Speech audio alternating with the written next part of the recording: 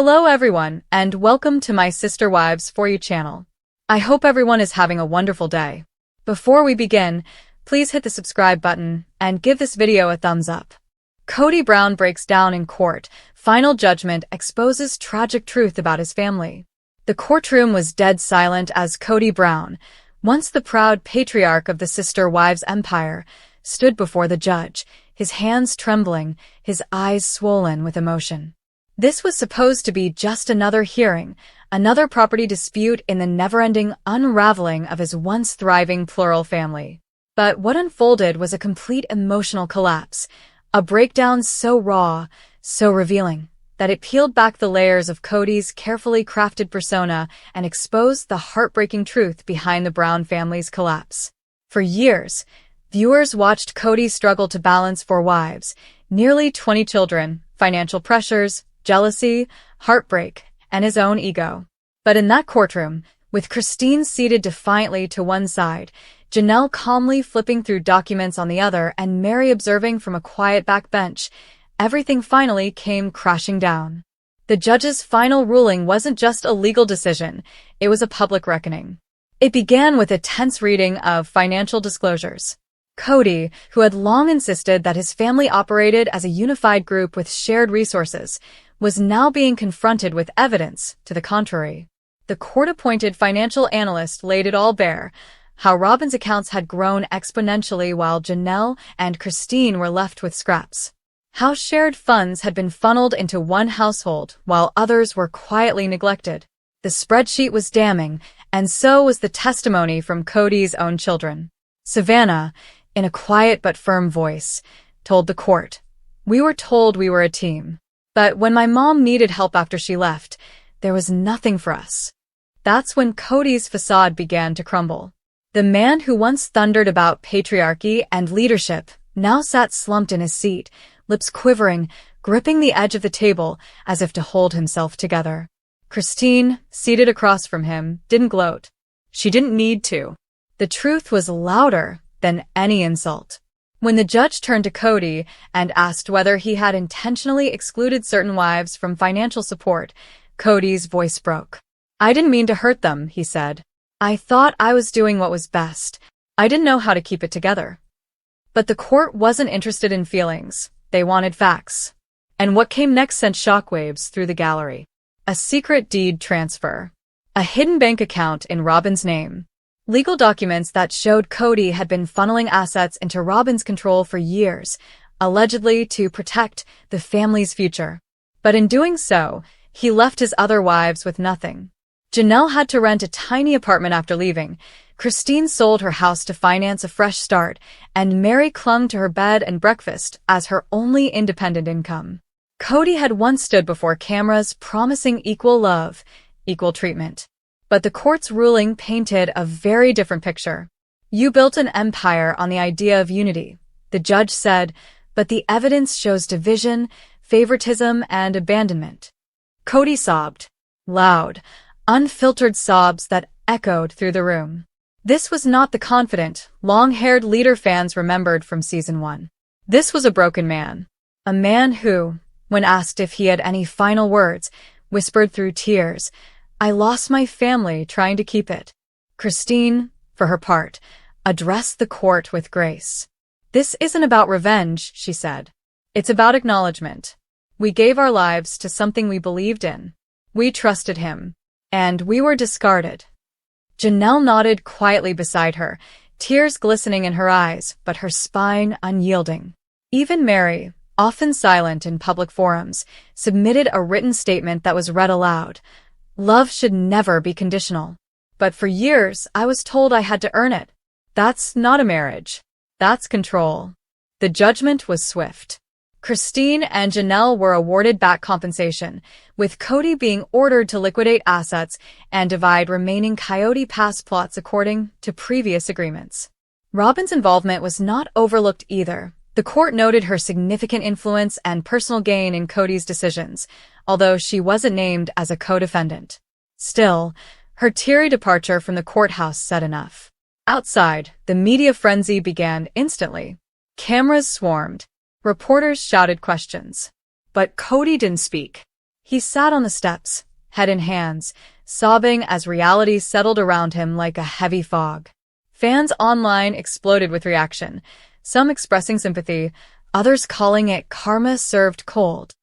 Hashtags like hashtag Kody Brown exposed and hashtag justice for Christine trended within hours. The most tragic truth of all, though, wasn't in the numbers or the court orders. It was in what Kody himself admitted under oath. "I thought I could lead everyone," he said, "but I only led them apart." In that moment, all illusions shattered. The grand experiment of plural marriage had collapsed under the weight of unchecked ego, inequality, and emotional neglect. And as the final gavel struck, it didn't just close a legal case, it marked the symbolic death of the family Kody had once vowed to protect. Now, Christine and Janelle look toward brighter futures, building new lives rooted in independence and healing. Mary continues her journey of self-discovery, finally stepping into a life that isn't defined by waiting for love that never returned. And Kody? He walks away not just with fewer assets, but with the haunting knowledge that his family didn't fall apart because of fate, it crumbled because of him. Kody Brown breaks down in court. Final judgment exposes tragic truth about his family. Inspired by sister wives and written with emotional intensity, legal suspense, and devastating revelations. There are moments in a man's life that cleave him open, not physically, but spiritually, emotionally. Moments that gut the very illusion of control he's clung to for decades. And for Kody Brown, that moment arrived not in the privacy of his own plural home, but under the fluorescent glare of a courtroom, surrounded not by love and loyalty, but by attorneys, documents, and the silent, stormy faces of the women he once called his wives. Christine, Janelle, Mary, and even Robin, seated behind him in stunned, anxious silence, as the final judgment was read aloud by the presiding judge in a voice so calm it seemed to mock the chaos it delivered. For years, Kody had built his identity around the image of a man who could balance 4 marriages, 19 children, and a swirling world of belief systems and cameras, but what no one had ever truly seen, until now, was the fragile scaffolding beneath it all. The favoritism, the neglect, the manipulation, the hidden financial decisions, the whispered lies told in the name of faith or family unity. And as that final ruling echoed through the courtroom, declaring Kody financially liable for breach of fiduciary duty and emotional damages to not 1, not 2, but 3 of his ex-wives, the air seemed to leave his body in a single, involuntary exhale, because this wasn't just a legal loss. It was a public unmasking of the life he had tried so hard to curate, and now, with everything crumbling, the truth stood naked for all to see.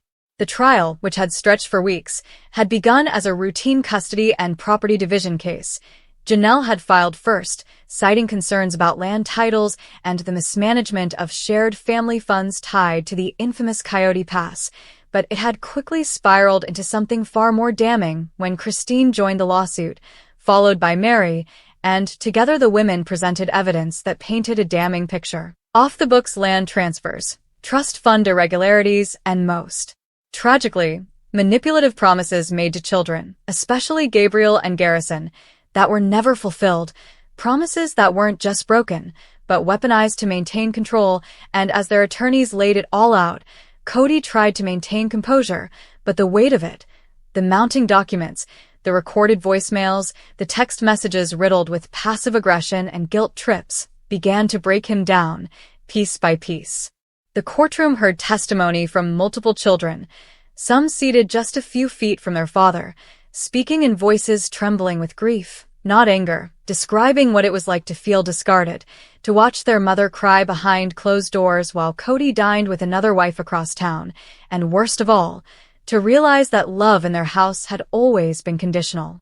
One of the most haunting moments came when Savannah Brown, quiet and composed, took the stand and read aloud from a journal entry she had written during the pandemic.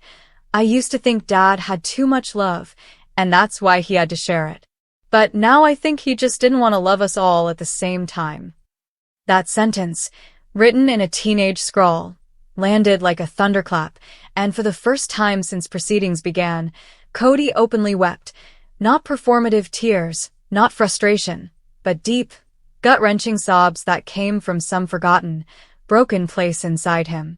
Robin reached for him from the gallery, but he waved her away, eyes locked on the floor, ashamed, shattered, and suddenly aware of how far he had drifted from the man he thought he was. The judge, visibly moved but firm, detailed how the family's finances had been exploited under the illusion of collective agreement, while in reality, Kody had acted with unilateral control, funneling more than $500,000 into Coyote Pass under Robin's LLC, while the other wives were left with mortgages, debt, and unpaid medical bills. But worse than the money was the emotional damage, confirmed by therapists, corroborated by adult children, and outlined in stark language in the ruling, a sustained pattern of coercive favoritism and psychological manipulation masked as religious stewardship.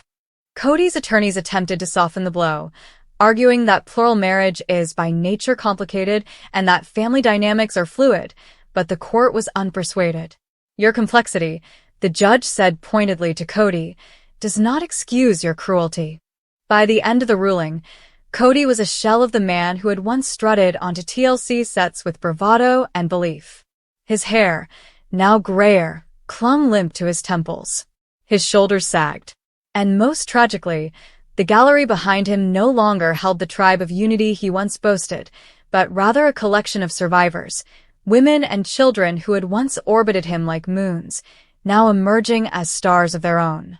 Janelle walked out arm in arm with Savannah, chin high, not vindictive, just free. Christine offered a silent prayer, then turned to her new fiancé, who had stood beside her every day of the trial, a stark contrast to the isolation she once endured. Mary gave no smile, no gloat, only a quiet, satisfied nod to the courtroom artist sketching the final scene. Even Robin, long painted as the last loyal wife, seemed hollow, eyes glassy, her hand never quite finding Kody's again. The final blow came with the judge's order for mandatory family mediation and public restitution. Kody would be required to produce a televised statement, not through TLC, but under court order, acknowledging the pain caused and pledging to make reparations through trust funds for his children's futures. As cameras waited outside the courthouse, eager to catch a quote, Kody emerged into the daylight, surrounded by silence. No press team, no wives, no allies. Just a man whose truth had been dragged into the open, no longer protected by the shield of religious conviction or television branding. I thought I was doing what was right, he muttered to no one in particular. But maybe I was just building a kingdom no one wanted to live in. And with that, he stepped down the courthouse stairs alone, into the storm he had made.